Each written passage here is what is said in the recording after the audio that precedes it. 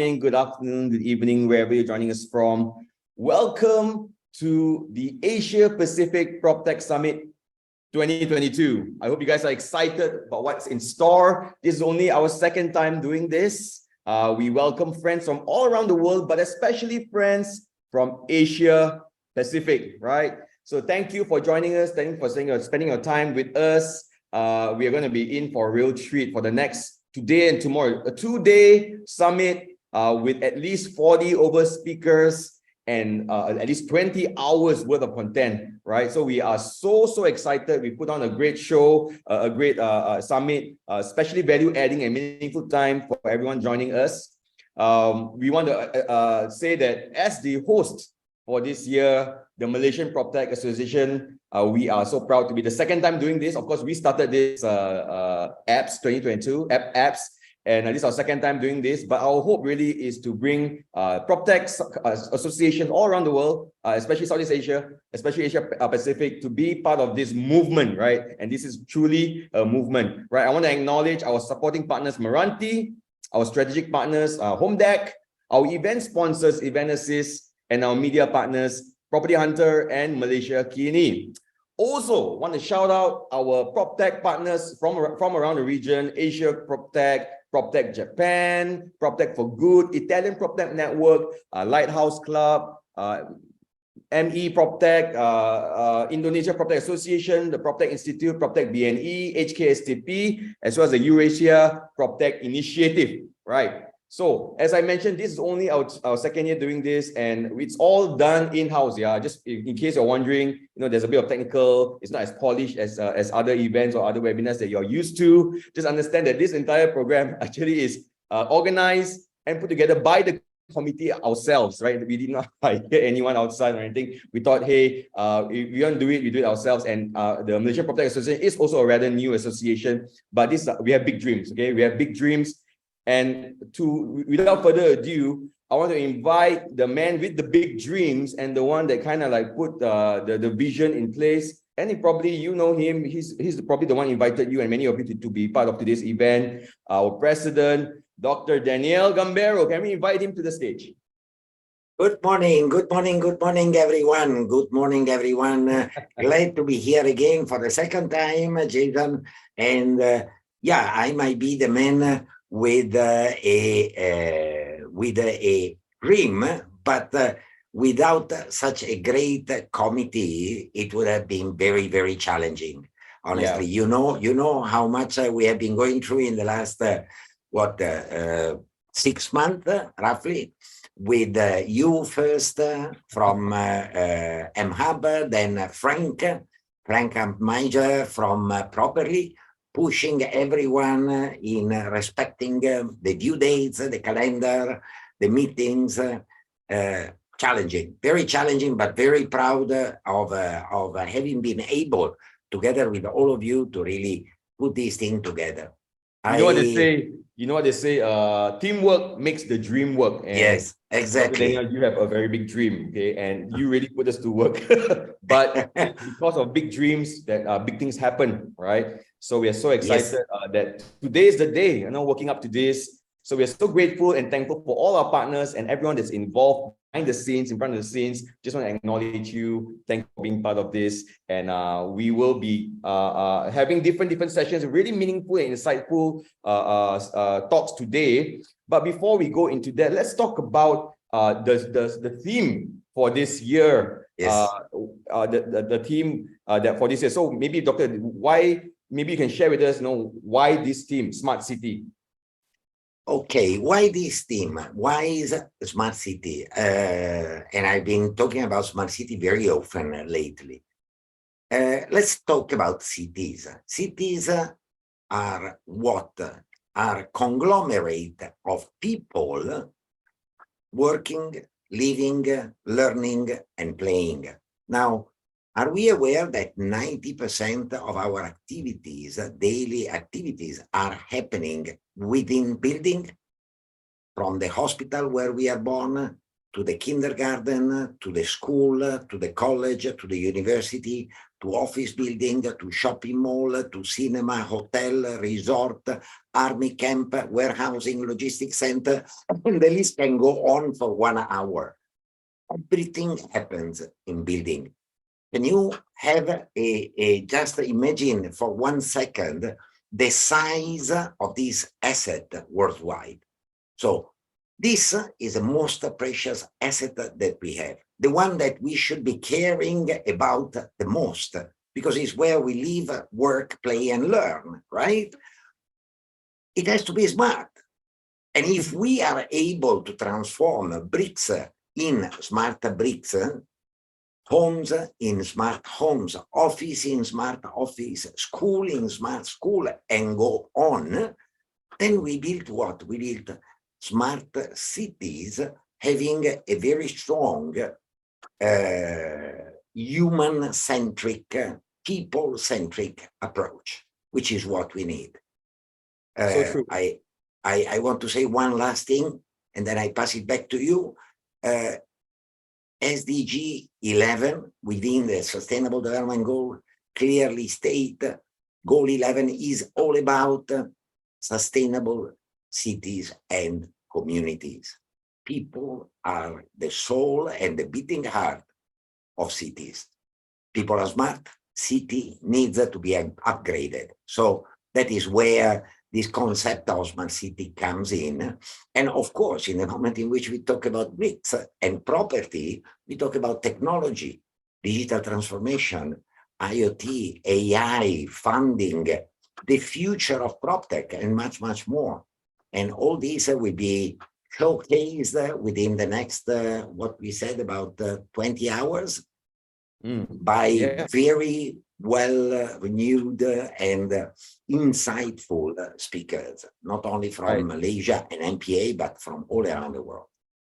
For sure. So I have to correct you, Doctor. That's not the last thing you're going to say, because we have about 45 minutes more in this session that we're going to talk. So we're going to unpack a bit more what to expect and what to have in store for this year's APPS event. And of course, the theme for this year, as we've been talking about, is Future Smart Cities, the PropTech Impact. Okay, so maybe unpack that a bit more, Doctor. As you say, it's so true. I agree with you in something that we've been talking for a long time now, that although properties are the largest asset size, although people spend the most money in property and they spend the most times in buildings, they have their shared experiences and everything else meaningful. You know, they even make people in buildings, if you know what I'm saying, you know, and all the meaningful times they even live, they die, everything is in buildings.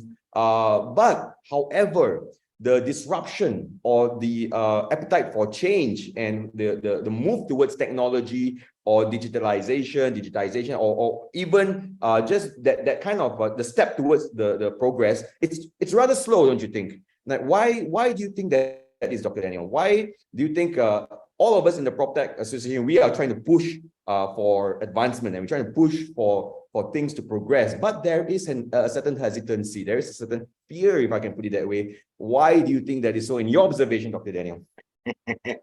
Okay, my view, my take on this. Human are, we all people are divided between our family life, our private life, and only God knows how many apps we have been downloading and bringing around in our phone. I always laugh when often going and parking into a car park, which is still using the old system of ticket and cash payment, I find myself with one ringgit in my wallet because all my money is in my e-wallet, right? So this means people, players, the C side of the business, the C side of the market, are actually fully digitally transformed. Pandemic has been helping a lot. Businesses, on the contrary, are still having, point one, a different type of priorities. They think that the digital transformation is not yet so essential to the survival of their business. There is a bit of outdated mindset. Property has been a very typical brick and mortar type of business. And when I say brick and mortar, means to me that they are really still brick and mortar. They don't use keypad or computer or mobile. Yeah. I mean, they do, but not widely used. There is the misconception, wrong perception that you adopt a PropTech solution, you need to have a CTO. You need to have someone very expert in ICT, information and communication technology. Now tell me, Jason, are you a CTO? No. You're not, right? If I remember right, you are not. No. I also am not, but I'm using everything I have in my phone, very complicated apps, like nobody business. Why? Because all the front end of digital transformation solutions are extremely easy to use. So what we need to focus on is to spread this awareness on the easiness of the front end of our application. The standardization of operation, of clicks, the intuitive approach for the user, and then hopefully things will move forward. And then hopefully professional will move forward.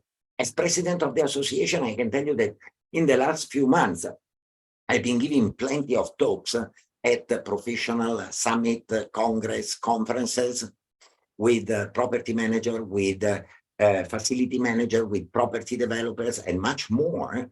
And I've been started feeling the interest, feeling the change of approach and change of perception. Hopefully this will proceed so that we will really become smart people within smart cities.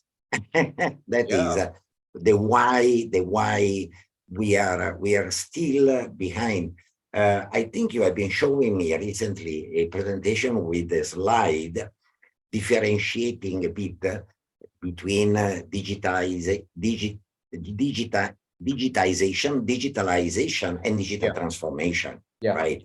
And we will probably talk a bit more extensively in a short while about it. Yeah. So thanks for sharing that. And Dr. Daniel, that insight is very valuable because you are someone who has been going around different associations, organizations, companies. You're invited to speak about PropTech, right? And the impact of PropTech. And we can see also that people are receptive. You know, it's not totally gloom and doom. Of course, there's a spectrum of people, no matter how progressive they are or how careful they are. Of all that you shared, it's very true. But you also see some companies and some developers and some players who are progressive. How many? Is there many of them or a bit of them? What's your feel? Just because you are invited almost every other week you're speaking at some event. Okay, last night you were speaking at the RE Connect, right? So I mean, in your view, I mean, yes, the adoption is not as quick or as fast as we hope. However, there are some companies and some players that are progressing. How do you feel, or what is the percentage like, or what's the makeup like in your observation? Okay, let me tell you, reply to this question with an example, a very practical. You know that I'm a man of facts and data. So we take the most important, and then I know that you will be angry when I'm saying this, the most important vertical in PropTech, which is not plan, which is not construct, which is not transact, but is manage. Why I'm saying is the most important? Because it's the one with the longest lifespan to take care of. Property and facility management cover the full lifespan of the building, which can be hundreds of years. My mom in Italy is living in a house that was built in the year 1642, just to give you an idea of the lifespan of a building. So manager is the most important vertical, the one that is attracting the most interest. And within manage, somehow CRE, commercial real estate, commercial buildings are the one attracting more solutions. Now, the size of the management business for CRA in Asia Pacific, the size of the market is estimate at $440 billion of value per year, right? Just to manage CRA asset in Asia Pacific. Do you know what percentage of this 440 billion is managed using fully integrated digital solution? I don't know. Yeah. 10%. Oh, wow. Actually, sorry, 5%. 21.6 billion of the market value of the market transaction of the market size for facility management. Only 5% of 440 billion is managed using integrated solution. All the rest is 50% using unintegrated, not integrated solutions, which are causing more problem than solutions, than resolving problem. And another 50% is still using Excel sheet, PowerPoints, and WhatsApp group, and this kind of thing. This replies to your question. Interesting to see is professional associations are moving towards technology. We have been discussing several occasions with SHADA, with Shareda, with MIPFM, the Malaysian Institute of Property and Facility Manager, with the Association of Mall Managers, REIT Managers, and more. And there is a good opening towards us. Nowadays they are willing to listen. At least they will buy, they will not buy. It will up to our selling power, selling ability. So from what you just said, probably 5 to 10% are more forward-thinking and progressive, and they are moving towards the right direction. But to be fair, also PropTech as an industry is a fairly new industry, and there are a lot of things, a lot of standards that are still, they're still reaching to the optimum, right? In technology, in any way of progress, there's always a period of adjustment, of refining, of improving until the standards are being found, right? So that is a journey. And again, those who embrace that journey and are forward-thinking enough, they will reap the benefits, right? They will get the rewards versus others who are trailing behind, the wait and see, and then later on, okay, oh, it works, okay, maybe we try, maybe, different people has different risk appetite, but of course, those who are early gets a reward, the early birds gets the work. Yeah. So once again, welcome. If you've just joined us, welcome to the Asia Pacific PropTech Summit 2022. This is only our second time doing this, and we are proud to host you from the Malaysian Proptech Association, an association made up of many PropTech companies, and we are an inclusive bunch, right? PropTech as a word also is already new. How maybe we talk a bit about that, PropTech and the association, and then go into our verticals, right? So Dr. Daniel, you shared about the theme for this year. Maybe talk about, maybe for those of you, the attendees joining today, and they don't even know, hey, what is PropTech actually? I know I'm in property or I'm in a property developer, but I'm just joining this event because they say it's technology. They may not know even the definition. So in your definition, Doctor, and in a simple sense, when people ask you, what is PropTech? What would you say, Doctor? Okay, let's say let's start from what is not. What PropTech is not. PropTech is not a terminator. PropTech is not here to terminate professionals. It's not here to terminate property developer, planners, surveyors, real estate agent, valuers, property manager, facility manager, and more. We are not terminators. PropTech, by definition, is transforming a manual process, which is done normally today by a series of subsequent manual operation, right? Keeping track of the resident in a landed compound, keeping track another Excel sheet, one Excel sheet with a database, another Excel sheet with all the payment done, the defaulters, the not defaulters. So PropTech, what does is digitalize this process. under 2 clicks, you get your solution. So PropTech is providing, through the use of ICT and sensor technology and IoT and AI and much more, is providing a digitalization of processes, making easy the life of all user and stakeholder in the built environment. I give you an example. For instance, in construction.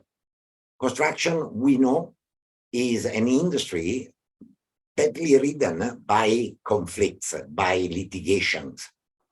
Contractors are fighting against subcontractors. Some contractors are fighting with contractors and consultants. Consultants are fighting with the contractors, subcontractors, and developer. Developers wants to kill all of them. Is a keep on fighting. Why? Because there is no transparency in communication, because there is no straightforward way of communicating modification to drawing, modification to construction. And from there, the discussion arises. PropTech does what? Provide PropTech under Contech, which is a contract vertical, provides what? Provide digital tools to increase transparency and trust between the stakeholder in the construction industry. In the property development, you are from Hub. You are having a huge market share in Malaysia within the developers, property developers market, new project market. And you know perfectly how untrustable and not transparent is this industry. Everyone talk about everything without knowing anything, kind of. Agents are transforming, some agents are transforming a leasehold property in freehold, strata landed in individual title, gated and guarded, guarded community in gated and guarded community. Why? Because there is no a fixed document, a fixed place for the buyers, for the market to go and survey and check this information. Technology brings trust and transparency and a very smooth process from lead generation to vacant possession delivery. Same for the secondary market. We enter in management. We can talk for hours about managing, how easy it is to get hanky-panky deals with some unprofessional, fortunately not many, but property managers are managing the wealth of a community. And if they manage it in a hanky-panky manner, what happens to the community? And if you are using manual tools, you can hide and seek, play hide and seek for the whole of your life. But if you are using a digital tool, transparency is there. And there is no way of playing around. And then we go up to the sky with blockchain, with the future of government becoming e-government. Governance, which is very important for the achievement of SDG and ESG, becoming e-governance, truly, completely digitalized and digitally transformed, not only processes, but institution from the inside out. So this is what PropTech is. Thank you for that very comprehensive summary. PropTech, property technology, and probably this is a good time to unpack it in terms of definition of what we shared earlier, the different stages of digitization, digitalization, and digital transformation.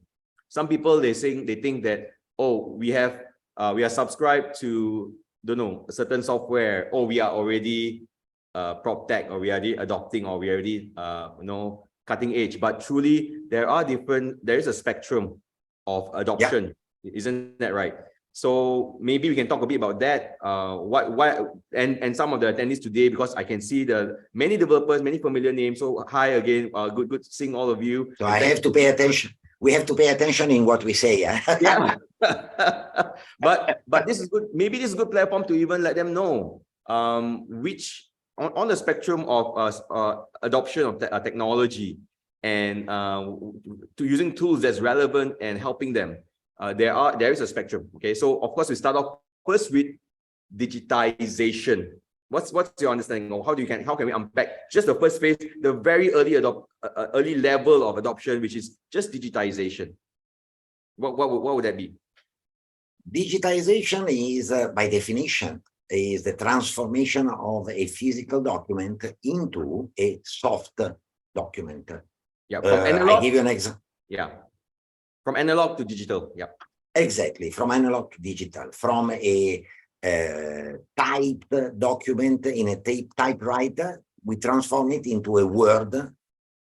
From a database handwritten, we transform it into an Excel sheet. From a booklet to present my product, I can transform it in either a PowerPoint or in a PDF. This is digitization. Yeah, so it's the most simplistic sense of it. And in property, probably it's just putting data that's normally on paper, putting it online, PDF, Excel, right? Yeah, I give you a good example. Manual drawing and CAD system. Yeah. That is analog and digital. Right. So and that is giving a very, is the digital, is the use of digital tools to ease the preparation, the completion of a physical document and have it easily distributable, because you can send it by email, you can share in the cloud, you can do whatever you want with that. And of course, that's some of the developers here, some of the players here are just at digitization without realizing it. They haven't moved on to the next phase, which is digitalization. Maybe unpack that for us on digitalization. Very simple to say. Digitalization is when, I give you an example referred to your own product, to your own solution mHub. As a property buyer, I approach a property developer with a project which is not adopting a PropTech solution such as mHub. And what happened to me? I speak with an agent. The agent brings me to the sales gallery, gives me a number of information on the project. At the end, with the use of a paper brochure, convince me and get me into buying the property, then pull out a manual booking form where I fill up my data. My passport or my IC goes to the photocopy machine to get a copy out of it. And then done that, I issue a check and I pay, or I transfer the deposit to the agent. Yeah. So after that starts the process to secure my loan. And that is where often casualties are coming in, right? Because property developer stays on the left side and the purchaser goes around and shop around for weeks, for months, trying to get the best loan possible or trying to get his loan approved. After almost losing track of this buyer, the developer pulls him back and say, wait, have you got your loan approved? Yes. Okay, come sign SPA. Then go and see the SPA lawyer, either in the lawyer office or at the sales gallery. And all this process is very troublesome. You have to travel a lot, you have to spend time, you have to take day off from work. Digitalizing this process is using a platform where the purchaser is onboarded in the moment in which he or she becomes a lead. From lead to hot lead, from hot lead to visit a virtual sales gallery, talk virtually with a sales agent. No doubt, I always say, take 1 or 2 hours and go and see the project. Don't miss the physical approach, but that is for your safety as a property buyer, all right? But technically, you can really go and walk the whole journey on a digital platform. Yeah. And this is PropTech applied to digitalized process. Right. Digitalization of processes. Yeah. So I hope this explained clearly. yeah, definitely. And thanks for mentioning mHub. Yeah, I mean, as simple as digitization, just making things digital, but digitalization is making processes and interaction in a digital way. And it definitely in most cases, it saves time, it saves money, it saves energy, and it's just a more efficient way of doing things. And that is what digitalization of many other industries around the world, it's already happening. But property, we are just scratching the surface and we are heading towards it. And finally, the last stage, which is digital transformation, which is the next level, which is what would you say, Dr. Daniel, in a short summary? Well, transformation. Digital transformation is the top-down type of implementation of digitization and digitalization tools. It has to come from the institution. I give you a simple example. Estonia, which is 100%, is the only country in the world with e-government, can organize a vote. Malaysia has been just going through G15 in less than 6 hours. Switzerland, which has a digitally transformed referendum voting system, can organize a referendum. Referendum in Europe are used to hear the voice of the people about the modification of an important law, for instance. In Switzerland, a referendum can be organized in 1 day using digital transformation tools. Application for property development, application for restructuring work or renovation work, top down from government down to institution, from institution down to the local offices, from the local offices down to the people. People should be able to address and assess whichever service offered by the government in a digital manner.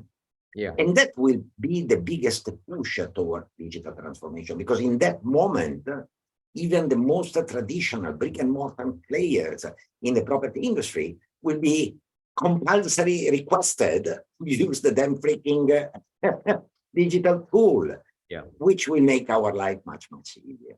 But one thing on top of all that I would like to stress out, PropTech, digitalization, and digital transformation are not here to cut jobs, are here to create opportunity, are here to create new jobs, are here to ease the life of property developers and property managers and professionals in such a way that they will be delivering better outcome of their work, save cost in delivering this, save man-hour, people hours that could be dedicated to grow the business to a different level.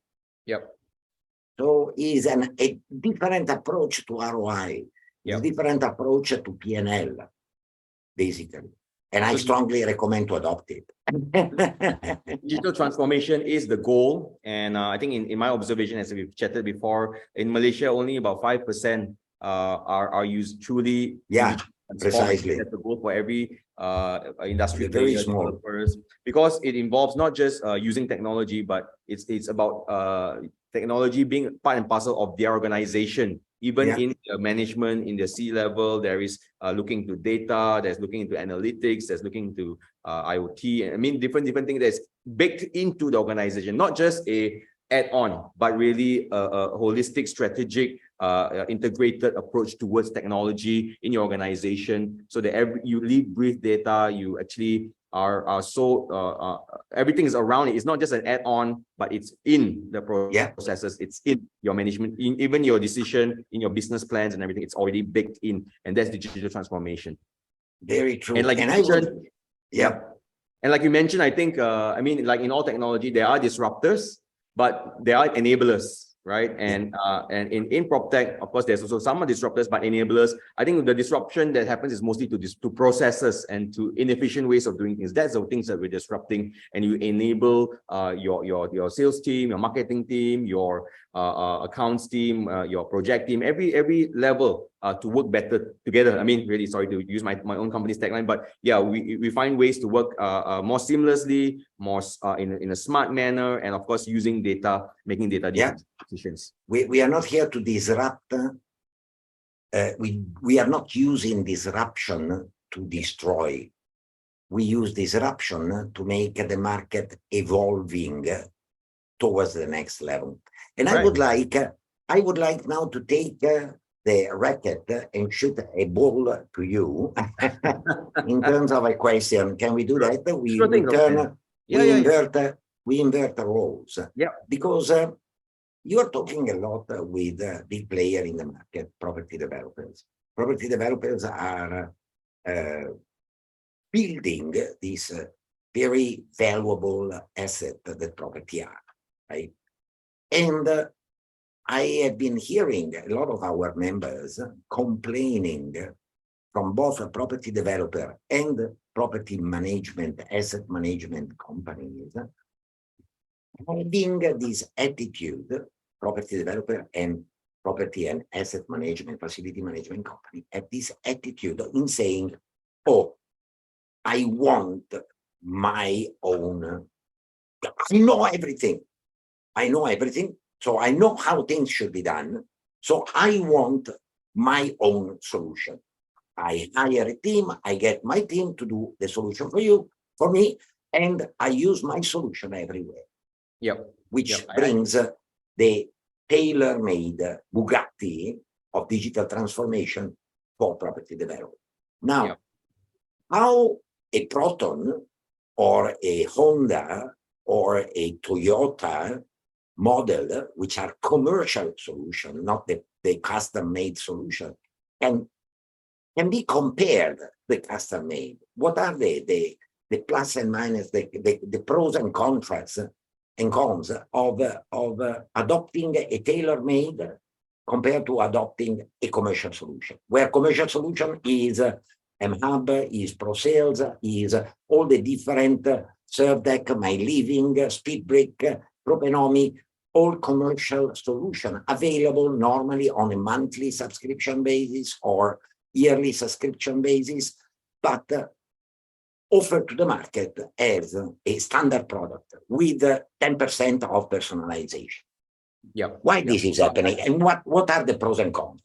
Yeah, I hear you. Thanks for the question. And it's true that a lot of the, we won't say all developers or all people in the industry are doing that, but of course the more established ones and the bigger ones with deeper pockets, right? And with more how a premium put to their branding, right? They would want solutions that is with their brand, they came up with their own solution. So this is not unique to Malaysia. As we've studied all around the world, most developers would, many developers would try to do that, especially again the bigger ones. They will spend, again, these are not my words, this is the words of the studies, I think done by KPMG in 2021, saying that developers would spend a lot of money and spend a lot of time, and eventually they will go back to the neutral tech players. I mean, this is the case more. I won't say that, of course, it was going to apply for all, right? Because I don't offend some of our guests here today, because it's not impossible. If you have an ecosystem and if you have an entire township with all these things in place, I think it's worth a try. I don't know. It's going to be expensive. It's going to take a lot of time. Will it succeed? Only time will tell, right? But our observation is it's going to be hard, because if you're building it for yourself and that it's it, and then it's not a business plan, and then it's fine, right? But most developers will not be comfortable to work with use a solution built by another developer, right? Simply because they are competitors, simply because of data and because of different reasons, right? So if you were to use a solution that was built by a neutral platform, building towards standards, because that's for MHub's point of view, we've always been building towards a standard that will be adopted throughout Southeast Asia. So everything we do, we have that standard that we're building towards standard that everyone can use.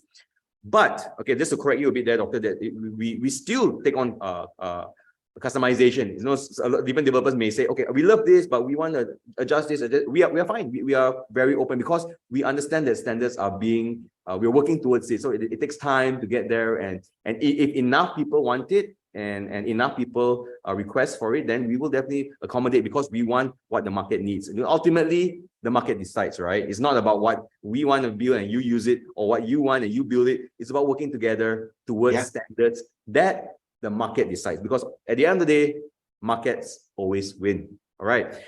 That is a big point here, and you are absolutely right. I have a commercial product.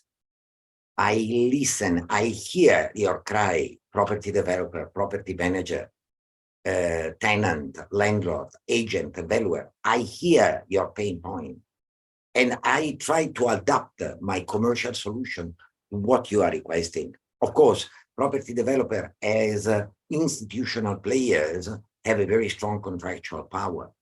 And as you are saying, is absolutely right to listen to them. We are tech people. Out of 100 people busy in PropTech, at least 65 to 70% don't know that much about property market. They know a lot about technical solution. So we need input from the stakeholder. Throw us stones under the form of challenges, under the form of pain point, under the form of what you need us to do for you, and then let us do it.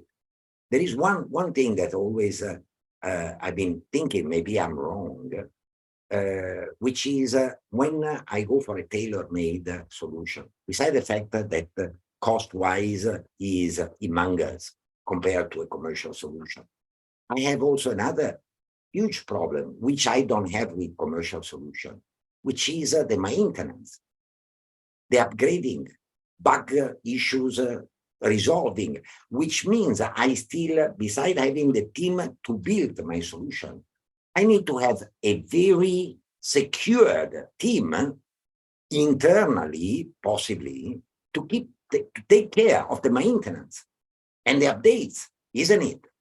Which you don't have in a commercial solution. Am I right? Definitely. So, definitely. Property developer, think a bit. Throw us a pain points. Yeah. Once again, if you're just joining us, welcome to the Asia Pacific PropTech Summit, the very second one that we're doing in. If you've joined us in last year, welcome back. If you're joining us for the very first time, here's a taste of what PropTech is, especially in this region. Thank you if you're joining us from all around. Once again, this year is hosted by the Malaysian Proptech Association, because we pioneered this apps. But I think it was in our thought, Dr. Daniel, that we would also make it a shared event that in the future, maybe other PropTech associations around the region can also take ownership and host it at different times, right? So we have 2 days, at least 20 hours, 40 speakers. And as per last year, we have 5 verticals that we're talking about, which are plan, construct, transact, manage, and educate. Plus, this year we got plus 2 bonus, which are funding and future. So so some of our attendees today are listening to this and they're deciding, so many goodies, good sessions, good panels, but I don't know which one to choose. I still have to go to office and show face, or I still need to work on and all that. I don't know, working remotely and things like that. You want to plan your day around it, and the agenda is being sent out. But maybe right now we just want to talk a bit about the panels that will touch a bit here and there on the panels that we're going to have, because carefully curated by yourself, Dr. Daniel, all the speakers and guests, and I know it was no easy task building and getting everyone from different places and coming with this topic. So maybe let's talk a bit about that, Doctor. Is that all right? Maybe start with plan. I mean, maybe what are the sessions that we have for plan today and tomorrow? Okay, from a plan point of view, I would say that normally people are keeping the best for the last, without taking anything away from what will come next for plan in the next several hours. The next session, to me, I'm really looking forward to it. Point one, because the speaker is a very good old friend of mine.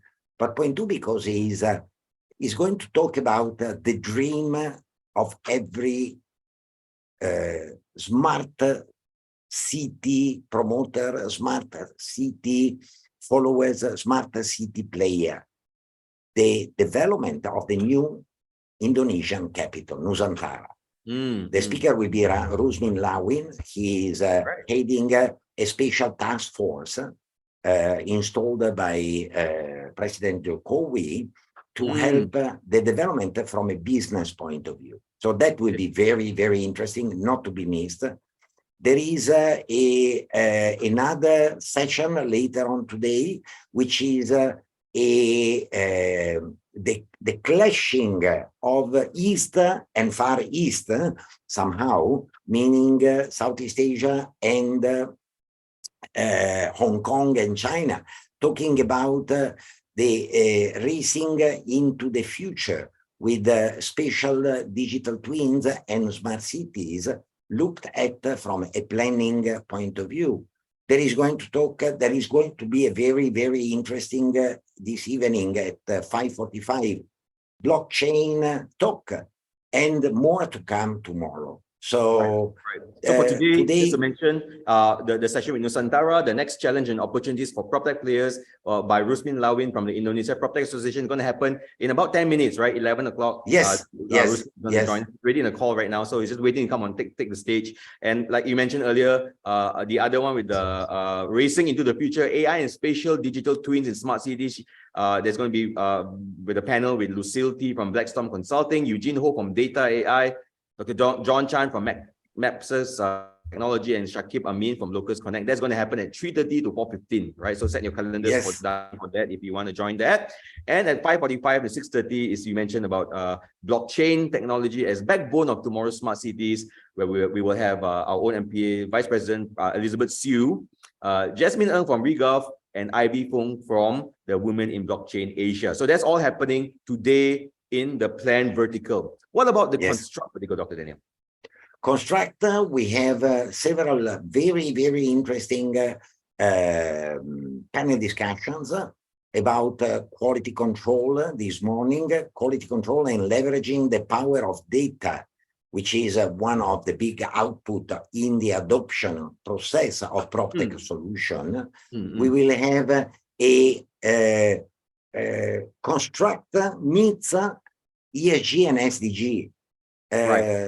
We know that buildings are one of the largest contributor to CO2 emission, and buildings are constructed with very unsustainable practices normally. So it will be very interesting, this panel at 4:15 p.m. today, matching ESG in construction and property development. So and then tomorrow. So you're saying at 12:30, quality control and leveraging the power of and large-scale constructions and infra projects with the panelist Frank Amaya, which is also from Properly, as well as the VP of Events of the MPA, as well as Ben Shanks from Nove Solutions. And you were just talking about the ESG in construction and property development at 4:15 to 5 p.m. Also with Frank Amaya, Matthias Gelber from Evan Wood, and Roland Wong, Prismatic Technologies, right? So that's today. Precisely. And tomorrow there will be a few more talks, 3 to be exact, to be precise. 1 in the morning and 2 in the afternoon, where Frank Tampage again will moderate a session looking into the scan to BIM technology can assist heritage building. All right. Is a very exciting title, because heritage building are the past, right? And BIM is the future. So how the future can assist the past to remain there as backbone of our culture and our future growth, which is very exciting to me. Great. Personally, I look at it very, very, very excited. And then we have few more very practically topic focused on construction, use digital experience evolution, making evidence base for decision making in the construction ecosystem. And then we have a very interesting topic, which is cost control in construction projects. We all know how difficult it is to have a budget given and respected for the construction of the building. So this talk will be definitely very exciting and very insightful for all construction and property developer and consultant attending our event. All right, 6 more minutes to our 11, where we invite Rusmin Lawin. So 3 more verticals to just touch on a bit here and there. Just give a teaser, right, Dr. Daniel? So for the Transact, yeah, what are we looking forward to Transact and in terms of speakers and what we're going to talk about topics today? Transact, which is by definition the touch point for people not knowing about PropTech with PropTech, because people are very often misreading PropTech in terms of saying, oh, it's buy, sell, and rent, which is not.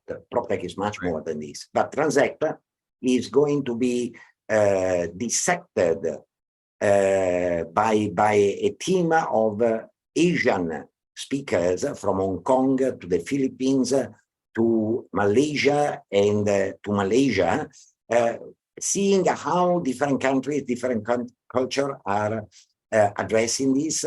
We have another very interesting vertical, the educate part, where we will hear from England to Hong Kong and to Malaysia how the three countries are doing their best to close the gap between technology and business-based technology, PropTech providers, and the university, the academia. We will have a very interesting panel later on today on funding. Funding is one of the biggest challenges for all PropTech players, and we have been inviting 4 very different speakers, from angel investor to spec IPO and VC and crowdfunding, to analyze how comes apparently the flow of funding has been very much reduced during the last 6 to 8 months, and what type of outlook we have for it. Tomorrow I recommend, not because I am the one in that talk, but because of the guest I have in that talk, to be around for the keynote fireside chat that will happen at 10:15 with Dr. Alina Aibi. She is logging in from San Francisco area, US. And she is very passionate about smart city, about Eastern solution. You see, that we were laughing about it because we were saying, oh my God, we talk about East, but if you talk East from San Francisco point of view, you are talking about New York. And if you talk East from San Francisco, Southeast Asia become West. How does it work?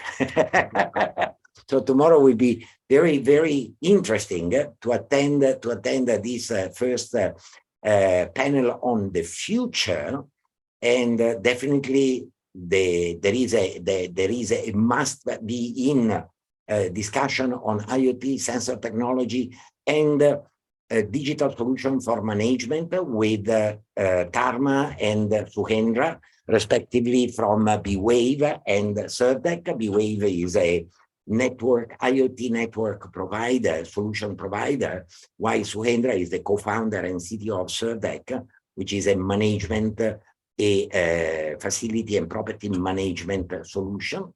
There will be again Frank in Construct. There is a surprise topic that we will unveil only at 12:30 tomorrow morning, tomorrow afternoon, actually, 12:30, with a mystery speaker or speakers. Be online, because that should be something bombastic. Normally it's always like this. And in the afternoon, we have again managed with the participation of UEM UEM group, represented by Agnesa Mohammed. There is a huge green fighter, eco-warrior from Europe, Menno Lammers, founder of PropTech for Good, which is a worldwide alliance of PropTech Association trying to implement as much as they can SDG and ESG in their solution.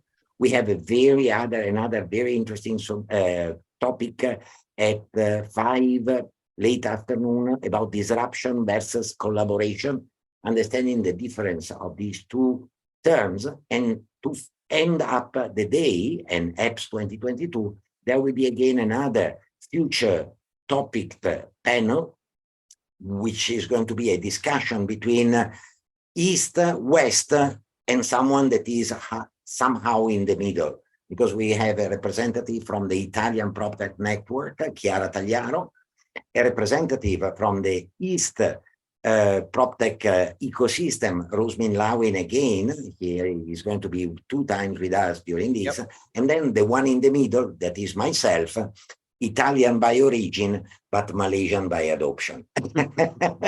So it's going to be an extremely interesting 2 days. Yep. So once again, you mentioned earlier, because there's a lot of dates, a lot of different panels that you just mentioned. But today, as you mentioned earlier, at 2 to 2:45 in the Transact vertical, we're talking about the Asia Pacific PropTech outlook, how blockchain, big data, AI, and metaverse are evolving the real tech industry, which is moderated by myself from MHub, Leo Low from Asia PropTech, AJ Rosero from PropTech Consortium Philippines, and Elizabeth Siu from Gan and Zoom. And then, as you mentioned earlier as well, from the etiquette vertical 2:45 to 3:30 today, closing the gaps between academia and real estate ecosystem. We will have Leo Low from Asia PropTech, Dr. Matteo Borghi from Henley Business School, Professor Dr. Teck Yong Eng from Henley Business School, as well as Dr. Gita Radhakrishna from she'll be speaking there as well. Yep, as well. And also today you mentioned about finally is a funding session at 5 p.m. where we have PropTech Capital and funding is the well running dry. So happens we found out that there will be another talk happening at the same time, also the same topic, but we shall not mention, right? But this one will be, the one in apps will be by yourself, along with Alan Lim from MBAN, Asiro Ramali from PNSB, Kashminder Singh from Pitchin, and Dr. Paul Chong from ARC Group. So stay tuned for all these exciting panels. We would love that you would join for us for the entirety of APPS 2022. But if not, pick and choose the ones that is relevant to you, and we will see you there. So without further ado, one last thing, remember to ask a question. We are organizing APPS 2022 to hear your voice. Tell us what you think. Tell us what has been not clarified, and throw stones, soft one in the terms of questions, to our speakers and panelists as much as you can. So as Dr. Daniel said, unlike other summits and events, they are pre-recorded. We insisted that ours be live. Everything is live, So even everything is going to be live, So feel free. I can show you.